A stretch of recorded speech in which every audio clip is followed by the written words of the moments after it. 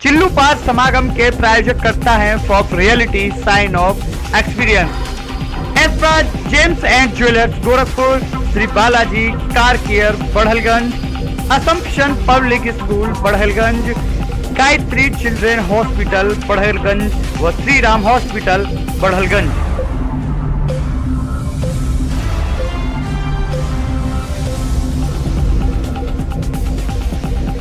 नमस्कार, स्वागत है आपका सक्षम न्यूज इंडिया की खास पेशकश चुनावी समागम में।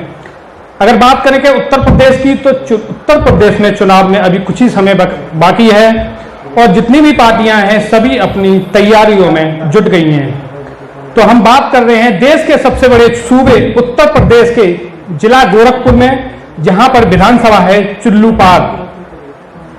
चिल्लू पार्क में यह समागम हो रहा है जिसको हमने नाम दिया है चिल्लू पार्क समागम। इस विधानसभा में और इस समागम में आप हमारे द्वारा रूबरू होंगे उन सभी हस्तियों से जिनका चिल्लू पार्क विधानसभा से राजनीतिक संबंध है और जिसकी दिशा और विकास इन तमाम हस्तियों से जुड़ी हुई है, जो आने वाला भविष्य भी तय करेंगे।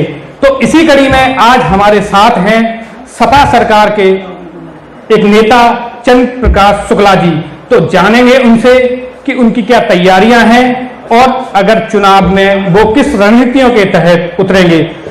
चंद्र प्रकाश जी, बहुत बहुत स्वागत है आपका। मैं आतिक सिंह हूं। अगर बात करके चुनाव उत्तर प्रदेश में आ गया है और जैसा कि इस विधानसभा में आपकी दावेदारी है, तो चिल्लू पार्क की जनता आपको अपना नेतृत्व करने के लिए अगर मौका देती है तो क्यों देती है? अगर आपकी दावेदारी है तो उसका आधार क्या है? आपको धन्यवाद। आप चिल्लू पार्क की जनता पिछले विगत 15 सालों से दो चक्रव्यूहों में फंस के रह गई है और वो नए जनप्रतिनिधि की तलाश में है जो उनकी समस्याओं को सुन सके और समस्याओं का समाधान कर सके। यहाँ अभी ये हालत है, कोई उनकी समस्या न तो सुनने वाला है न तो समाधान, सबसे बड़ी बात मैं कहूँगा समाधान करने वाला नहीं कोई है। और हम समाजवादी हैं, समझौतावादी नहीं हैं।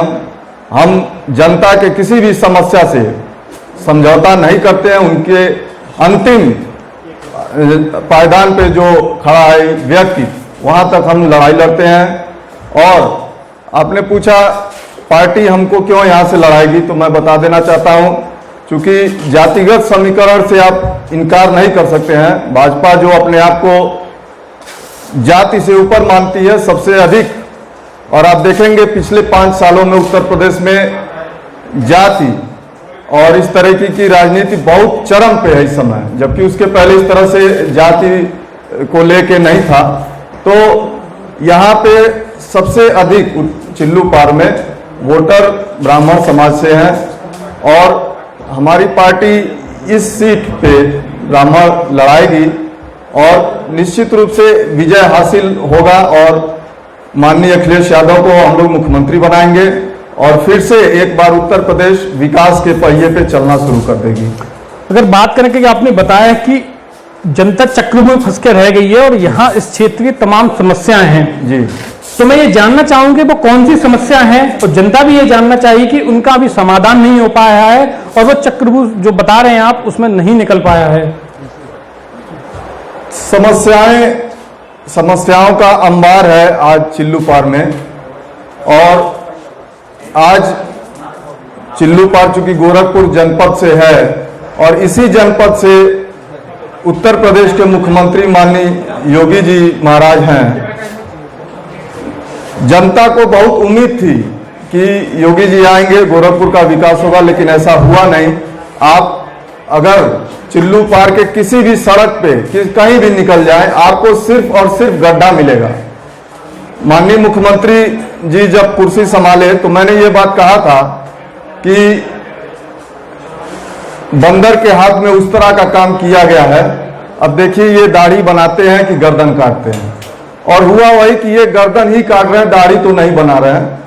और आते ही इन्होंने कहा कि उत्तर प्रदेश को हम गड्ढा मुक्त बनाएंगे।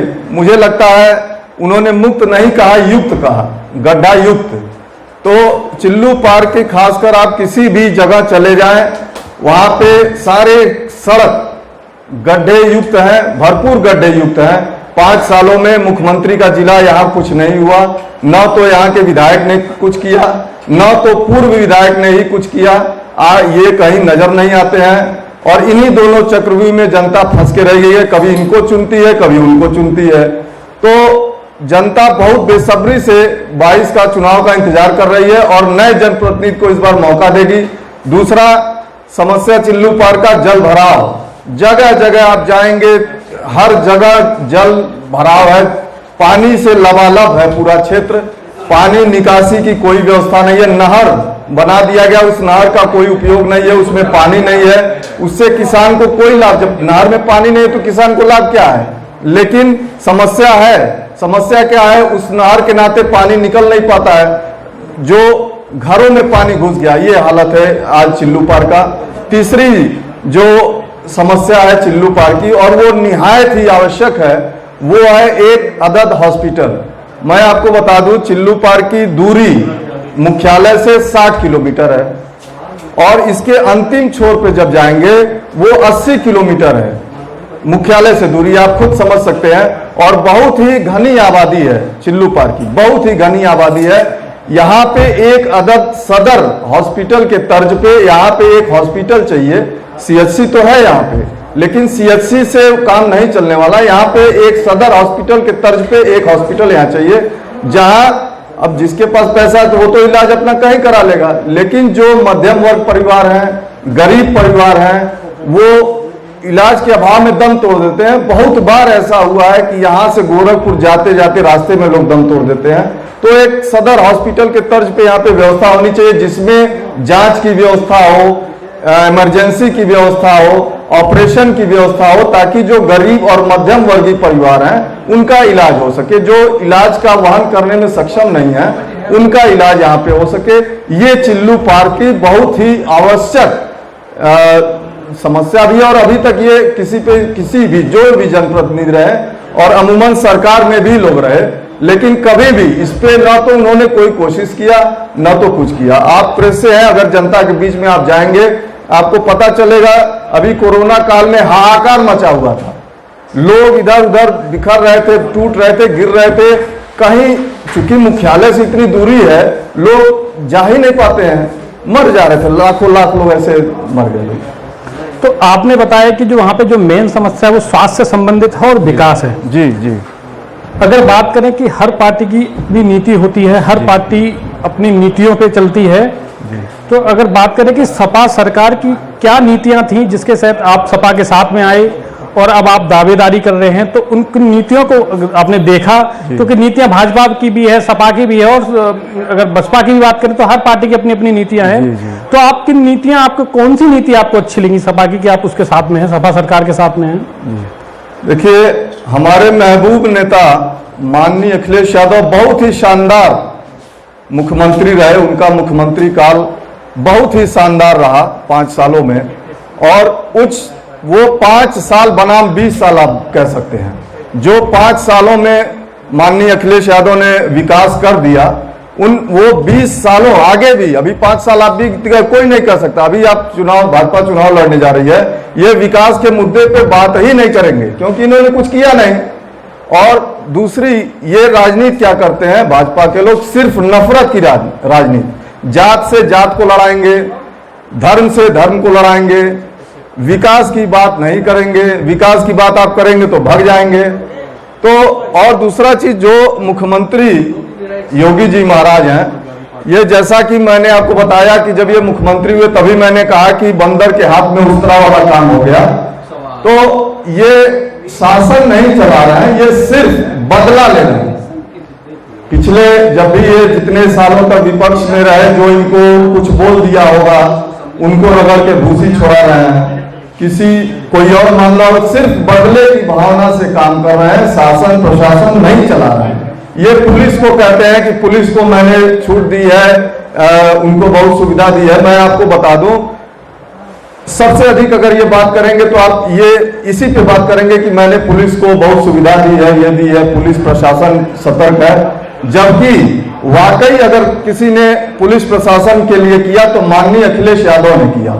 उसके पहले आप देखेंगे जो सिपाही थे 303 की राइफल, 10 किलो की राइफल कंधे पे टांग के घूमते रहे, उसको बदल के सेमी राइफल अखिलेश यादव जी ने मुहैया कराया। वर्दी में सुधार अखिलेश यादव जी ने किया। कंप्यूटराइज्ड थानों को अखिलेश यादव जी ने किया। जो टूटी फूटी जीप चला करती थी, थाने पुलिस बदमाश गुंडा कहां दौड़ा पाएंगे, उन टूटे राइफल से कैसे मुकाबला करते। उनको आधुनिक गाड़ियां हमारे महबूब नेता माननीय अखिलेश यादव ने मुहैया कराया। आपने क्या किया बता दीजिए, कोई भी भाजपा का बता दीजिए, कोई भी काम। ये बदले की भावना। एक चीज और मैं बता दूं, माननीय अखिलेश यादव मुख्यमंत्री थे, हमारे गोरखपुर जिला से सिर्फ एक विधायक उनको जनता ने यहाँ का दिया, फिर भी उन्होंने गोरखपुर के साथ भेदभाव नहीं किया। गोरखपुर में मैं आपको बता दूं, गोरखपुर से देवरिया मार्ग, गोरखपुर से महाराजगंज मार्ग, मदन मोहन मालवीय को यूनिवर्सिटी का दर्जा दिलाने का काम माननीय अखिलेश यादव ने किया। मेडिकल कॉलेज में 500 बेड का वार्ड माननीय अखिलेश यादव ने दिया। और एक चीज और बहुत मजे की बात मैं आपको बता दूं, शायद आप नहीं जानते होंगे, लोग अभी काम इनका जुड़ाएंगे तो एम्स भी इन्हीं के जुड़ा देते हैं कि योगी जी का। जबकि मैं आपको हकीकत बता दूं, योगी जी 2 स्थानों पे एम्स को नहीं बनने दिए, जाके वहां धरने पे बैठ गए और नहीं बनने दिए। तब हमारे मुख्यमंत्री, उस समय के तत्कालीन मुख्यमंत्री माननीय अखिलेश यादव जी ने गन्ना विकास संस्थान की जमीन मुहैया कराई और तब जाके वहां पे एम्स बना। ये हकीकत है। और इन्होंने क्यों विरोध किया, मेडिकल कॉलेज से आगे वहां पे बनना था, तो योगी जी ने क्यों विरोध किया ये भी मैं आपको बता दूं कि उनको अपना निजी मेडिकल कॉलेज में बनवाना था, जो अभी माननीय राष्ट्रपति महोदय आके उसका उद्घाटन किए हैं, वो उनका निजी मेडिकल कॉलेज है। और अगर माननीय अखिलेश यादव जी जमीन नहीं मुहैया कराते तो आज एम्स, गोरखपुर के जनता के पास एम्स नहीं होता। तो इस तरह से जो है, कहां एक तरफ बदले की भावना से राजनीति और कहां समाजवादी पार्टी हर एक अंतिम पायदान पे खड़े व्यक्ति के लिए, मदद के लिए। और एक चीज और आपको मैं बता दूं, आप कभी भी जनता के बीच में जाएंगे और किसी भी आदमी को अगर कोई आवश्यकता, थाना प्रशासन, कोर्ट कचहरी, तहसील, ब्लॉक, अगर उसको जरूरत है तो वो सबसे पहले उम्मीद भरी नजरों से समाजवादी पार्टी के किसी नेता की तरफ देखता है, क्योंकि उसको मालूम है कि ये लड़ाई लड़ेगा। क्योंकि मैंने आपको बताया, समाजवादी समझौतावादी नहीं होते हैं, वो हक हकूक की लड़ाई लड़ने के लिए तैयार रहते हैं, तत्पर रहते हैं। और उनको कोई भी जनता, आज भाजपा की सरकार है, लेकिन अगर किसी को कोई जरूरत पड़ जाती है वो सपा के ही नेता के पास जाता है, क्योंकि उसको मालूम है मैं भाजपा के पास, नेता के पास जाऊंगा, इनके पास कोई अधिकार नहीं है, ये कोई काम कराने की इनकी हैसियत नहीं है, तो नहीं जाता है, किसी भी भाजपा के नेता के पास नहीं जाता है। जी, अगर बात करें कि जो आपने अभी कहा कि जैसे पुलिस का जो रवैया है वो सपा सरकार में अच्छा था, बिल्कुल, पर हम अगर देखें, अगर पिछले अगर रिकॉर्ड उठाएं और सारी चीजें देखें तो हम देखते हैं कि जो थाने थे, उन थानों में सपाओं के नेता बैठे रहते थे और बहुत सारी चीजें अपनी खुद की थाने चलाते थे, ये भी। और दूसरा अगर बात करें कि अगर भ्रष्टाचार की बात करें, जमीनी अगर कब्जे होते तो वो भी आपके सपा सरकार में बहुत होते थे। तो इसके लिए फिर आप क्या कहेंगे, अगर सरकार आती है तो फिर इन चीजों पे कैसे वो होगा? देखिए, भाजपा राजनीति सिर्फ जो है प्रचार की राजनीति करती है, वो अपना प्रचार करती है। जबकि आप थाने पुलिस की बात करेंगे, सबसे अधिक कस्टोडियल डेथ आज तक, पिछले जब आजादी के बाद से आज तक पूरे भारत में सबसे अधिक कस्टोडियल डेथ हुई है तो उत्तर प्रदेश में हुई है। और ये भी मैं बता दूं कि